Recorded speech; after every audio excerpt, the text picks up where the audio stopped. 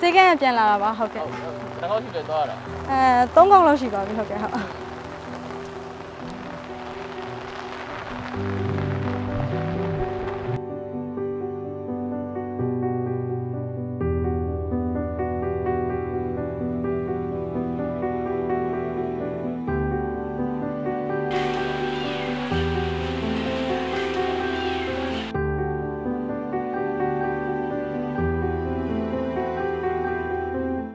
2016လောက်တုန်းကတော့ညီမလမ်းဘေးခွေးလေးတွေခွေးစားလိုက်ကျွေးရပေါ့နော်ခွေးစားလိုက်ကျွေးရောညီမလမ်းဘေးညီမကျွေးတဲ့ခွေးလေးတွေကတစ်နီပင်ဆိုတဲ့ခေတ်အောင်အကုန်လုံးပါသွားတယ်ပါသွားတဲ့အချိန်မှာခွေးလေးတွေကြံခဲ့တဲ့ခွေးလေးတွေကိုအစာကျွေးဆေးကုပေးတယ်ပြီးတော့ကြံတဲ့ကြောင်လေးတွေကိုလည်းအစာကျွေးဆေးကုပေးနေကဲပြစ်သွားတယ်ပေါ့နော်ကဲပြစ်သွားရင်လည်းများ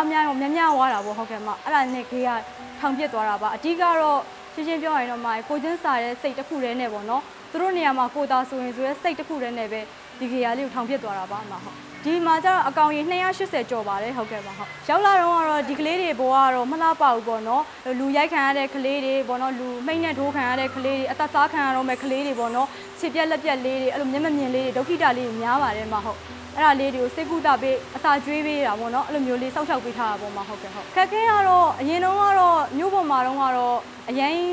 တွားရလာရတာကြီးလည်းမခက်ခဲဘူးပေါ့နော်အခုဒီရောက်တော့စီပင်တိုင်ခံလို့ညီမပြောင်းလာတာပေါ့နော်ဒီကိုစီပင်တိုင်ခံလို့ပြောင်းလာတာပါပြောင်းလာတော့ဒီကိုရောက်တာ4လပဲရှိသေးတယ်4လရှိတော့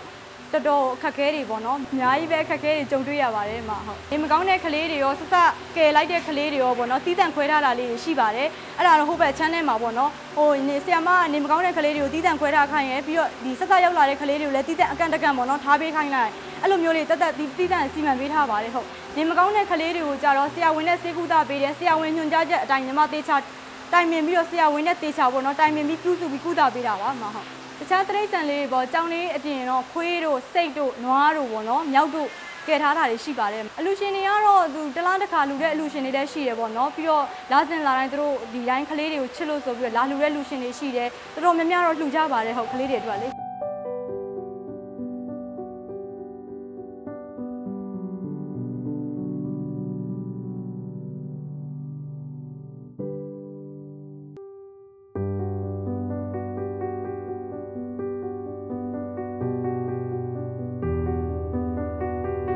ေလာပို့ရလားဆိုညီမကိုယ်တိုင်လည်းမျိုးပေါ်တက်ပြီးတော့သွားခေါ်ရတဲ့အခောက်တွေရှိရပေါ့နော်အရင်စိုးရတဲ့ကလေးဆိုရင်တော့စေကန်းပြရင်းနဲ့တစ်ခေါက်တည်းမျိုးပေါ်တက်ပြီးသွားခေါ်ရတယ်ဒီမှာရောက်လာတဲ့ပုံမှာကျတော့မိသားစုလိုက်လာပို့တာတွေပါကြတော့သူတို့ကိုယ်တိုင်လာပို့ခိုင်းတယ်ပေါ့နော်ဟုတ်ကဲ့သူတို့လာပို့တာတွေလည်းရှိရညီမခေါ်ရတာတွေလည်းရှိပါတယ်ဟုတ်ဘလို့စိတ်နဲ့ဆိုတော့ညီမခုနပြောသလိုပေါ့အဓိကတော့ကိုချင်းစာတရားပေါ့နော်ကိုချင်းစာတရားတစ်ခုနဲ့ပြီးတော့သူတို့လေးတွေကိုကိုသားသမီးလိုပေါ့နော်ချစ်တဲ့စိတ်လေးတစ်ခုအတွက်နဲ့ပ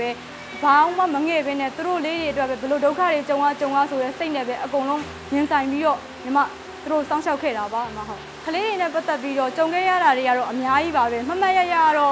့ဒီပေါ့နော်ခုနမုတ်စိတ်ပေါ့ဒီကလေးပေါ့ဒီကလေးကတော့ဒါညီမဘွားမှာအမှတ်ရဆုံးဘာလို့လဲဆိုတော့သူ့ကိုကယ်တဲ့နေ့ကတော်တော်အဆင်မပြေဘူးပေါ့နော်တော်တော်အဆင်မပြေမှုတွေအများကြီးပဲပြီးတော့အိမ်မှာလည်းတုပ်ကွေးတွေဖြစ်နေတဲ့အချိန်ပေါ့နော်အဲ့အချိန်မှာသူ့ကိုကယ်ပြစ်ခဲ့တယ်ကယ်ပြစ်လိုက်တဲ့အချိန်မှာလည်းလုံးဝဟိုပေါ့နော်ဟိုအစင်မပြေမှုတွေအများစွာကြားရမှာသူ့ကိုကယ်ပြီးတော့စတိယိုထဲမေယိုကျိုးနေအောင်စေကန်း15ရက်လောက်ပြပြီးတော့မှ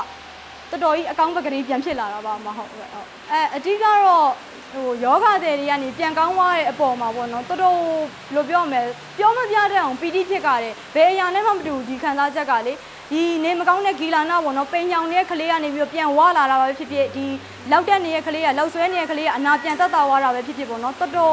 သူတို့ပြန်ပြောက်သွားတဲ့ပုံမှာအစားပြန်စားနိုင်တဲ့အိမ်မွေးကြောင်တွေလို့ပေါ့နော်တကောင်ချင်းစီတိုင်းလှလှပပလေးဖြစ်သွားတဲ့ပုံမှာညီမတော်တော်ပီတိဖြစ်ကြပါတယ်အဲ့လိုမျိုးလေးကြည့်ပြီးတော့ပေါ့နော်ဟုတ်ကဲ့ဟုတ်အခုလက်ရှိမှာတော့သူတို့ဒီမှာပေါ့နော်ဟိုပြေးလွှားစော့ကစားလို့ရအောင်လို့စင်လေးတွေအခုဖတ်ထိုးပေးထားတာလေးရှိတယ်သူတို့ဒီတက်တောင်းတက်ဆောင်ဖြစ်သွားအောင်အရင်အိမ်မှာတော့ကျင်းတယ်တအားကျင်းတော့လေအခုတော့ free dive ပေါ့နော်လွတ်ပေးထားလိုက်တယ်သူတို့ဒီမှာခြံတကားဖွင့်ပေးထားတယ်အကုန်လုံးဒီပေ40ပေ60ခြံစည်းရုပ်ခတ်ပေးထားတယ်သူတို့သွားခြင်းတဲ့နေရာသွားလှုပ်ရှင်သူတို့လှုပ်လို့ရတယ်ပေါ့နော်ဒါသူတို့ပြေးလွှားစော့ကစားဒါအပြင်ကဟိုဘယ်လိုပြောမလဲအပြင်ကစော့ကစားနေတဲ့ကလေးတွေပုံစံမျိုးပဲဂေ